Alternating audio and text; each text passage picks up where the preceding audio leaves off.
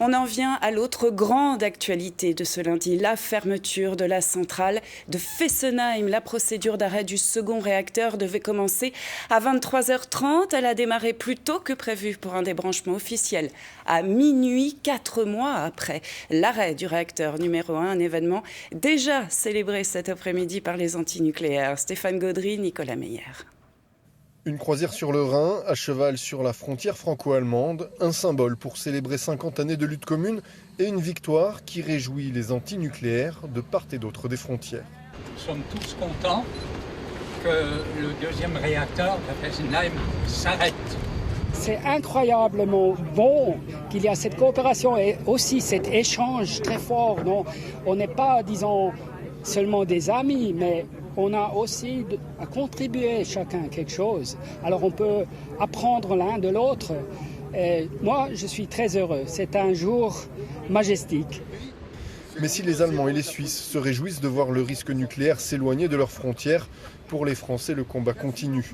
Le scénario de démantèlement présenté par EDF est très insuffisant à leurs yeux et ils refusent le projet de centre de retraitement des aciers radioactifs.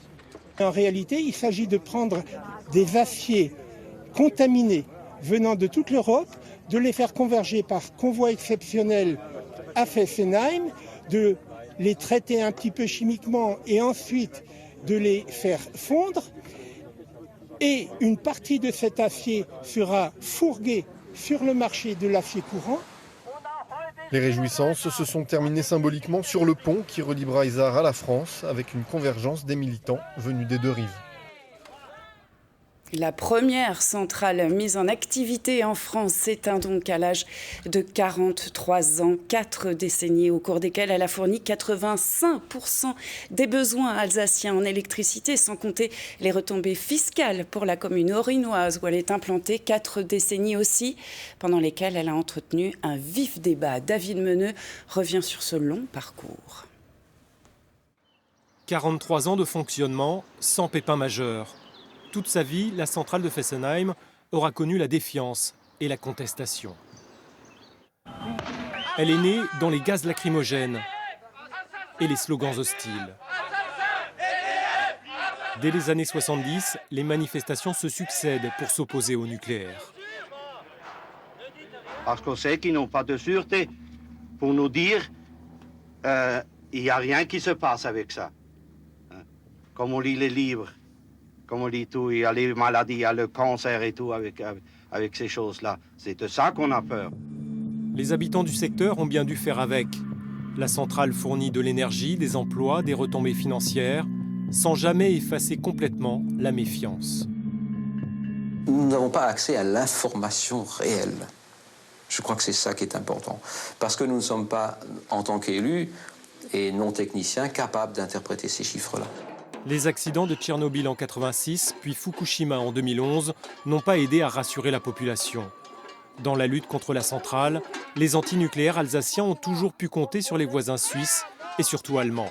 Là, en plein dans l'axe du vent, à 7 km, il y a Fessenheim.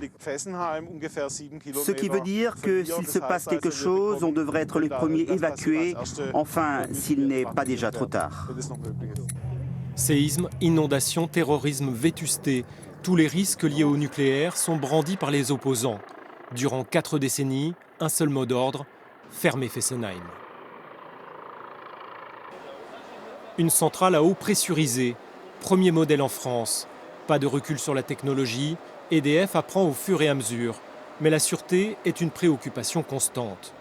Le vieillissement de la cuve, qui contient l'uranium, est une des problématiques. Le métal dont est fait le réacteur nucléaire de Fessenheim vieillit sous irradiation très lourde de neutrons. Et c'est là qu'on diverge entre les gens d'EDF ou les experts du GSIEN. On interprète différemment le vieillissement. Nous, on pense que scientifiquement, on ne sait pas exactement comment vieillit de l'acier sous irradiation lourde. Tous les 10 ans, la centrale est auscultée. À chaque fois, les exigences de sûreté évoluent en fonction des nouvelles avancées technologiques. L'augmentation permanente des exigences, ce n'est pas un plus grand risque couru qu'on essaierait de couvrir, c'est en fait se donner de plus en plus de marge par rapport à la sûreté. Pourtant, la centrale a connu beaucoup d'incidents, jusqu'à une trentaine par an au milieu des années 2000. En général, des incidents de niveau 0 ou 1 sur une échelle qui en compte 7. Rien d'alarmant pour l'autorité de sûreté nucléaire, qui a toujours donné son feu vert au fonctionnement de la centrale. Mais pour les opposants, c'est la preuve que l'installation est vieillissante et qu'elle doit s'arrêter. La centrale de Fessenheim, qui est la plus ancienne de notre parc, sera fermée à la fin de l'année 2016. Fermer Fessenheim, plus facile à dire qu'à faire. Décision politique qui se heurte à des procédures administratives et à une forte résistance en interne. 3, 2, 1,